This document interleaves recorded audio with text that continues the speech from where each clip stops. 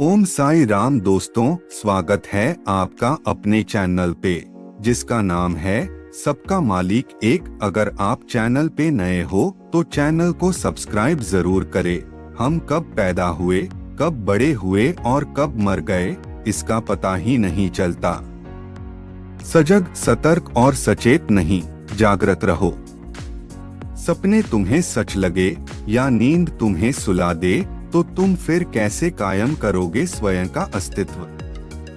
नशा तुम्हें हिला दे तो फिर तुम्हारी कोई ताकत नहीं।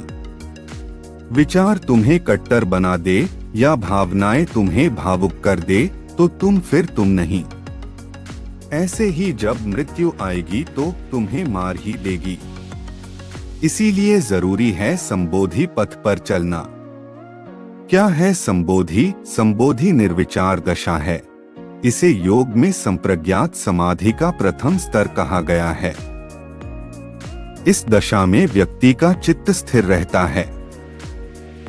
शरीर से उसका संबंध टूट जाता है, फिर भी वह इच्छानुसार शरीर में ही रहता है। यह कैवल्य, मोक्ष या निर्वाण से पूर्व की अवस्था मानी गई है। संबोधि शब्द बौद्ध धर्म का है। इसे बुद्धत्व, एनलाइटनमेंट भी कह सकते हैं। देखा जाए तो यह मोक्ष या मुक्ति की शुरुआत है। फाइनल बायेटिट्यूड या सेल्वेशन तो शरीर छूटने के बाद ही मिलता है। हालांकि भारत में ऐसे भी कई योगी हुए हैं जिन्होंने सब कुछ शरीर में रहकर ही पा लिया है। फिर भी होशपूर्ण सिर्फ शुद्ध प्रकाश रह जाना बहुत बड़ी घटना है। होशपूर्वक जीने से ही प्रकाश बढ़ता है और फिर हम प्रकाश रहकर सब कुछ जान और समझ सकते हैं। ओशो कहते हैं, हम यांत्रिक ढंग से जीते हैं, सोए सोए जीते हैं, मूर्छा में जीते हैं। विचार भी हमारी बेहोशी का एक हिस्सा है। आंखें झपकती है, पता ही नहीं चलता। अंगूठा क्यों हिलाते हैं इसका भी भान नहीं रहता। इसीलिए तो हमारे जीवन में इतना विषाद, डिप्रेशन और संताप है। इस संताप और विषाद को मिटाने के हम जो उपाय करते हैं वे हमें अधिक विषाद में ले जाते हैं, क्योंकि वे आत्मविस्मृति, सेल्फ अबैंडनमेंट के उपाय हैं। जहां जहां हम अपने को मूर्छा में पाएं, हम यांत्रिक हो जाएं, वहीं संकल्प पूर्वक हम अपने स्मरण को ले आएं। यह होश में जीना ही संपूर्ण धर्म के ज्ञान का सार है।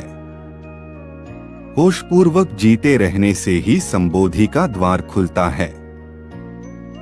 यह क्रिया ही सही मायने में स्वयं को पा लेने का माध्यम है। दूसरा और कोई माध्यम नहीं है। सभी ध्यान विधियां इस जागरण को जगाने के उपाय मात्र हैं। जब हम सप्रयास लगातार सांसों के आवागमन और अंतराल पर ही ध्यान देते हुए ध्यान करते हैं, तब एक दिन ऐसा आता है कि मन और मस्तिष्क में विचारों और भावों की अनवरत चल रही श्रृंखला टूट जाती है। ऐसी अवस्था में व्यक्ति जागते हुए भी सुषुप्ति का आनंद लेता है। इस घटना से सूक्ष्म शरीर पर जबरदस्त प्रभाव पड़ता है।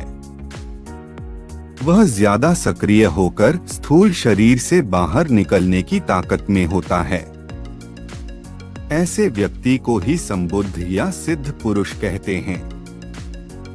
पहली बात तो यह है कि संबोधि के प्रयास में व्यक्ति की मृत्यु के मौके ज्यादा होते हैं। पहला कदम ही झटके देने वाला होता है। यदि संभालने वाला गुरु न हो तो मृत्यु संभव भी है और नहीं भी, अर्थात व्यक्ति आनंद में उत्सुक होकर शरीर छोड़कर चला जाता है। इसे ऐसे कहें कि जिसे बंगला मिल गया हो वह क्यों झोपड़ी में रहे। ओशो के साथ 3 साधु थे जो उनकी देखरेख करते हैं।